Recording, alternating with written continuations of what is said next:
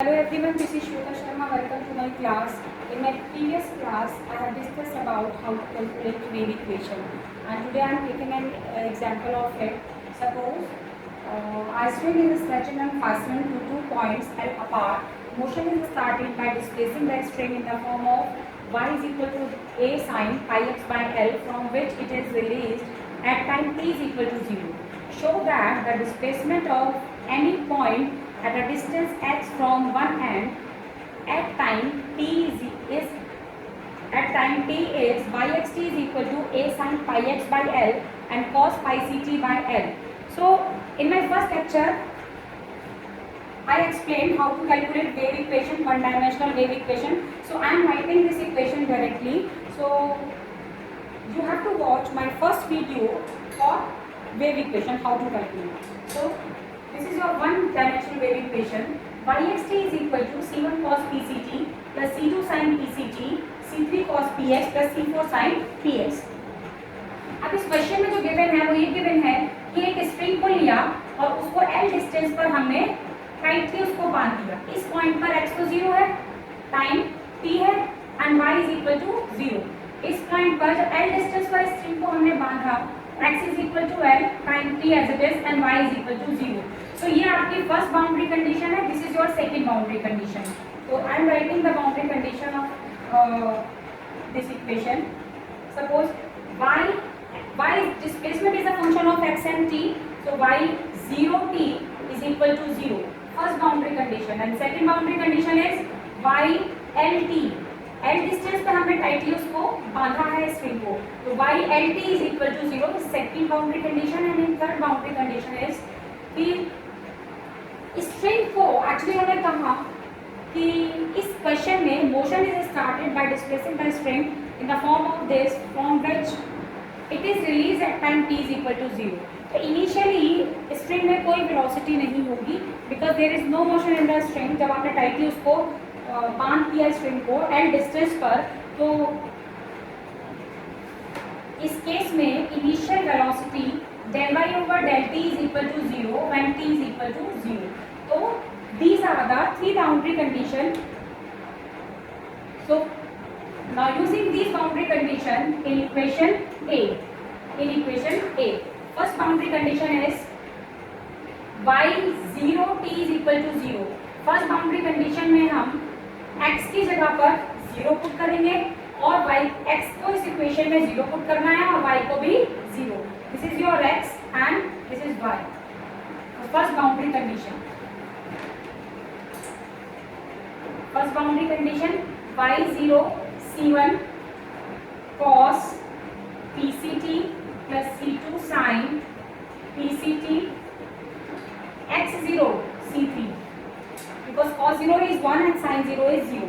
In this case, this part cannot be 0 as I told you in my previous lecture, because अगर ये part पूरा 0 है तो इस इक्वेशन में पुट करने के बाद y खत्म. तो y डिस्प्लेसमेंट हमें कैलकुलेट करना है, वही 0 हो जाएगा. तो कोई ये इक्वेशन से ये पार्ट 0 नहीं हो सकता. इस केस में c3 is equal to 0.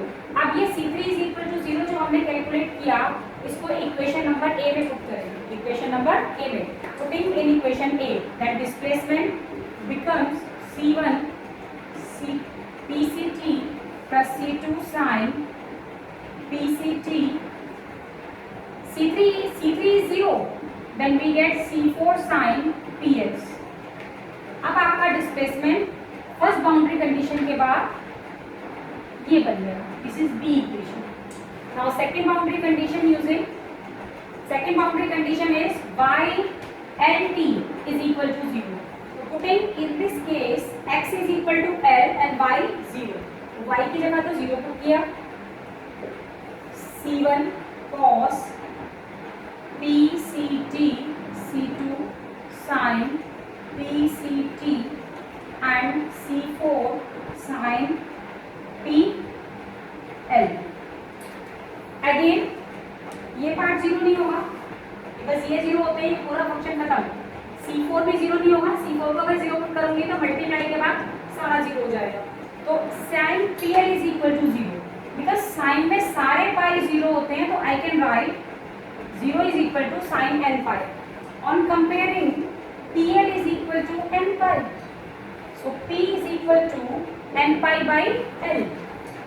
So P is equal to n pi by L. Now using in B. Then displacement is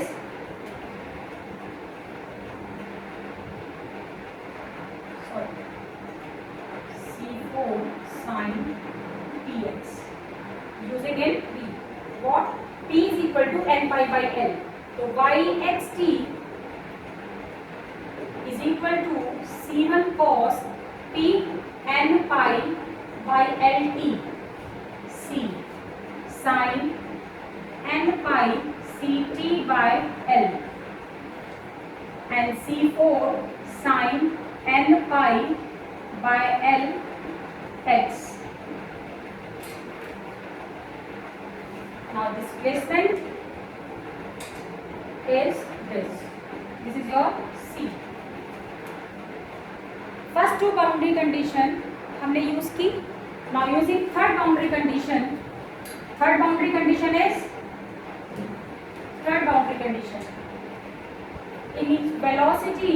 initial velocity at time t is equal to 0.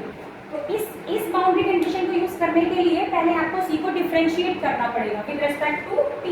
Now differentiating this equation del y over del t is equal to c1 cos differentiation is minus sin n pi ct by l. n pi c by l भी आएगा जब इसका differentiation करोगे, तो उसको मैं बाहर लिख रही हूँ n pi c by l. Because जब इसको डिफरेंशिएट करोगे इसमें भी ये पार्ट आएगा, दोनों को हमने कॉमन ले लिया. Then sine differentiation is cos n pi c by l into n pi c by l. Because इसका भी डिफरेंशिएशन एंगल का भी डिफरेंशिएशन करोगे तो दोनों में से हमने कॉमन लेकर इसको लिखा. Next c4 sin n pi x by l. Differentiation सिर्फ इसका होगा क्योंकि we are differentiating with respect to t. Now using condition this term is 0 when t is equal to 0. n pi c by l. n pi c by l. t को 0 put करेंगे तो ये खत्म. यहाँ 0 पुट करेंगे तो cos 0 क्या होता है? Constant is c2. तो c2 because sin 0 is 0 तो ये 0. cos 0 1 only c2. Then c4 sin n pi x by l. Actually in this case again c4 cannot be 0 because if c4 is 0 and putting in equation number c then y is equal to 0. So no displacement. तो c4 0 नहीं होगा, sin पे 0 नहीं होगा, 0 होगा c2. Because if c2 is 0 and we put c2 is equal to 0 then displacement में कोई फर्क नहीं पड़ता. From this equation now using c2 is equal to 0 in equation number c then y is equal to c1 cos n pi ct by l.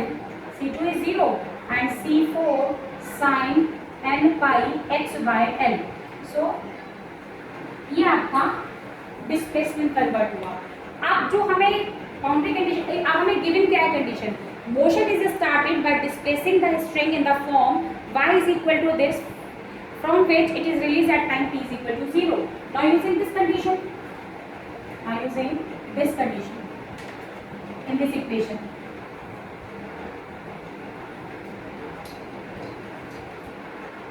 y is equal to a sin pi x by l and t is equal to 0. तो y की जगह हम इस equation में that this is equation number d.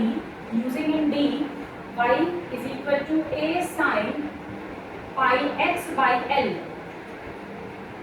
is equal to and t0 cos 0 1 c1 c4 sin n pi x by l. On comparing, implying that c1 c4 is equal to a and n is equal to 1. c1 c4 constant का comparison constant से होगा, angle का comparison angle से होगा. तो n pi x by l यहाँ पर है pi x by l. n की वैल्यू क्या होगी यहाँ से इधर coefficient of pi x 1 n is equal to 1. by using these two constants in equation D, using in D, then equation D becomes y is equal to C1 C4 की जगह पर a put किया आपने and cos n is equal to 1, so pi c t by l, sin n is equal to 1, pi x by l. So this is the final displacement of the string. I think आप सबको समझ में आ ही गया होगा कि इस wave how to calculate wave equation, जो हम पहले लेक्चर में पढ़ चुके हैं. सेकेंड एग्जाम्पल मैंने लिया सेकेंड लेक्चर में, वो एग्जाम्पल भी आपको क्लियर हो गया होगा. तो इस एग्जाम्पल को करने से पहले आपको introduction to wave equation first part मेरा वेव इक्वेशन पार्ट 1 से गो थ्रू होना पड़ेगा. उसको आप पढ़ने के बाद, क्योंकि मैंने वन डायमेंशनल वेव इक्वेशन वहाँ से डायरेक्टली पुट की थी. वन डायमेंशनल वेव में एक्चुअली स्टूडेंट्स क्या होते हैं, बहुत स्केयर्ड हो जाते हैं कि मैम वेव का क्वेश्चन बहुत लेंदी होता है, हीट का क्वेश्चन बहुत लेंदी होता है, हाउ टू कैलकुलेट. होता कुछ नहीं है, वन डायमेंशनल वेव इक्वेशन जो है वो सब में सेम रहती है. तो जो फर्स्ट लेक्चर था मेरा वन डायमेंशनल वेव इक्वेशन, आप उसको बार बार मैं कह रही हूँ, आप उसको 2-3 बार उस क्वेश्चन से गो थ्रू हो जाएंगे तो वन डायमेंशनल वेव इक्वेशन तक सभी क्वेश्चंस में सेम रहेगा, जिसको मैं आगे डिस्कस नहीं करूँगी. बार बार उसको डायरेक्टली आप यूज़ करेंगे. क्वेश्चन का सिर्फ 30% जो क्वेश्चन होता है वो चेंज होता है अकॉर्डिंग टू योर क्वेश्चन, कि बाउंड्री कंडीशंस क्या अप्लाई हो रही है, बाउंड्री कंडीशंस में क्या चेंजेस हो रहे हैं, बस. अदरवाइज कुछ भी मुश्किल नहीं है. और keep watching. If you like my channel, if you like my video, then like and subscribe my channel. Okay, thank you.